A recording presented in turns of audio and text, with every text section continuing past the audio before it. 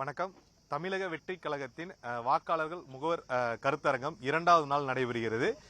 நேற்றைய தினம் தமிழக வெற்றிக் கழகத்தின் தலைவரும் நடிகருமான விஜய் கலந்து கொண்டு இந்த நிகழ்ச்சியில சிறப்புரையாற்றினார். ஏற்கனவே நேற்று திட்டமிட்டபடி அவர்களுடைய விழா 2 மணி நேரம் தாமதம் நடந்தாலும் விழா 7:30 மணி வரைக்கும் பொறுமையாக இருந்து அனைவரும் அந்த நிகழ்ச்சியில் கலந்து கொண்டு சென்றது மிக முக்கியமாக பார்க்கப்பட்டது. அந்த அவினாசி சாலையில் அவர் தங்கியிருக்கக்கூடிய நட்சத்திர ஹோட்டலில் இருந்து இந்த விழா அரங்குக்கு வருவதற்கு அவர் பெரும் சவால்களை சந்தித்திருந்தார். ஆனாலும் பாதுகாப்பாக அவர்கள் தொண்டர்களும் நிர்வாகிகளும் அவரை அந்த அரங்கத்துக்கு அழைத்து வந்திருந்தாங்க. இந்த சூழல்ல மாநகர் மாவட்ட செயலாளர் சம்பத் நம்முடன் இருக்கார். அவர்கிட்ட நம்ம கேட்கலாம். நேற்று நடந்த சம்பவங்களுக்கு இன்று வழக்கு பதிவும் அவர்களுக்கு கொடுக்கப்பட்டிருக்கு. இது குறித்து அவருடன் பேசலாம். அண்ணா வணக்கம். நேற்று நீங்க உங்களுடைய தலைவரை அழைத்து வந்தது மற்றும் அதிக அளவில் விமான நிலையத்தில் ஆட்களை கூட்டியது, அங்க இருக்கக்கூடிய பொருட்களை சேதப்படுத்தியதா சொல்லி காவல்துறை 2 வழக்குகள் போட்டிருக்காங்க. இந்த வழக்குகளை எப்படி பாக்குறீங்க? நேற்று நடந்த சம்பவம் எப்படி? இன்னைக்கு கோயம்புத்தூருக்கு தளபதி அவர் வந்திருக்காரு. இன்னைக்கு அரசியல் மட்டுமல்ல, மக்களை சார்ந்திருக்கக்கூடிய அனைத்து பிரச்சனைகளுக்கும் ஒரு முன்னின்று குரல் கொடுக்கக்கூடிய ஒரு தலைவராக தளபதி இருக்கிறாரு. அவரை பார்க்க வரக்கூடிய ரசிகர்கள் தொண்டர்களாக இருக்கட்டும், நிச்சயமா இவ்வளவுதாங்கிறத யாராலையும் கணிக்க முடியாது. அது ஆல்ரெடி எல்லா நிகழ்ச்சியிலையும் பார்த்துருக்காங்க. தளபதியை பார்க்க எத்தனை பேர் வருவாங்கன்னு தெரியும். நாங்கள் முறையான அனுமதி காவல்துறை அதிகாரிகள் அத்தனை சம்பந்தப்பட்ட அந்த பகுதிக்கு சம்பந்தப்பட்ட அனைத்து காவல் நிலையங்கள்லையும் சரி, அதற்குண்டான அனைத்து அதிகாரிகிட்டையும் நாங்கள் அனுமதி வாங்கிட்டு தான் செஞ்சுருந்தோம். அனுமதி எல்லாருக்கும் எல்லா பக்கம் கொடுத்துருந்தோம். எல்லாமே செஞ்சுட்டு தான் செஞ்சோம். அவரை பார்க்க வரக்கூடிய தொண்டர்களையும் யாராலும் கட்டுப்படுத்த முடியாது. நிச்சயமாக அதற்குண்டான எதாக இருந்தாலும் நாங்கள் சந்திக்க தயாராக இருக்கின்றோம். அதில் எந்த ஒரு பிரச்சனை இல்லை.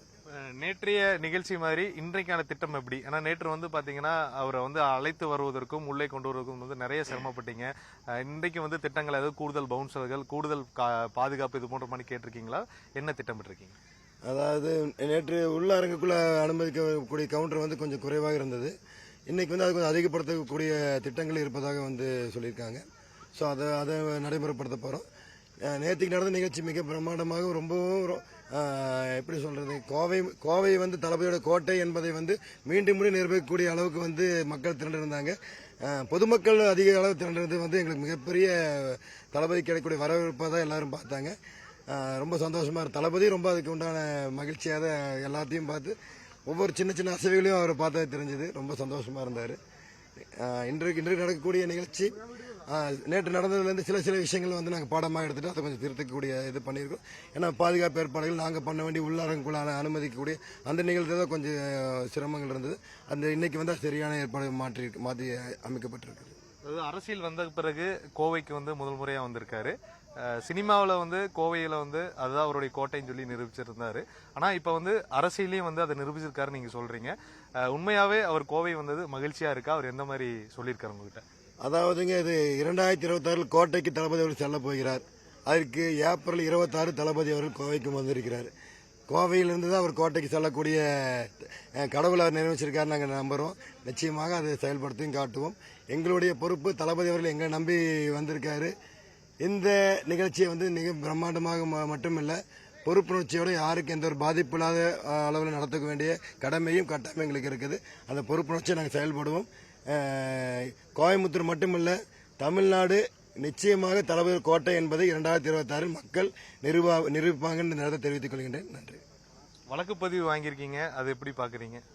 தளபதிக்காக உயிரை கொடுக்கக்கூடிய தொண்டர்கள் இருக்கிற கூட்டத்தில் இருக்கிற நான் இந்த வழக்கு பதிவெல்லாம் நாங்கள் பெருசாக எடுத்துக்கல. அது எந்த விஷயத்தையும் நாங்கள் ஃபேஸ்க்கு தயாராக இருக்கோம். நாங்கள் நியாயமான முறையில் தான் எல்லாமே செயல்பட்டோம். எந்த ஒரு இதுவுமே நாங்கள் முன்னறிவிப்பு எல்லாம் எதுவும் சொல்ல கிடையாது. எங்ககிட்ட கேட்டாங்க, அதிகாரிகள் கேட்டாங்க எத்தனை பேர் வருவாங்கன்னு கேட்டாங்க.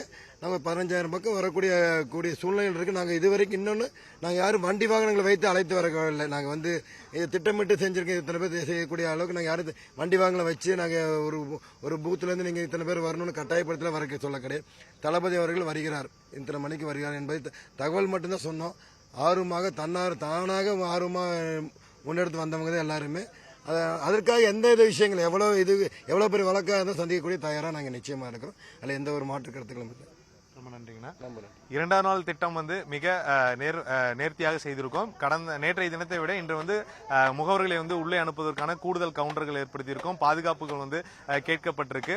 பணிகள் தீவிரமாக நடைபெற்றிருக்கின்ற மாவட்ட செயலாளர் சொல்லியிருக்கார். அதே மாதிரி வழக்குகள் வாங்குவதும் இந்த கூட்டத்துக்கு தலைவர் வந்தது மிகவும் மகிழ்ச்சியாக அவர் வந்து சொல்லியிருக்கார் என்பதை அவர்கள் தரப்புல சொல்லியிருக்காங்க.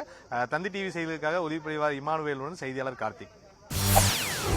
செய்திகளை உடனுக்குடன் தெரிந்து கொள்ள உடனே சப்ஸ்கிரைப் பண்ணுங்க.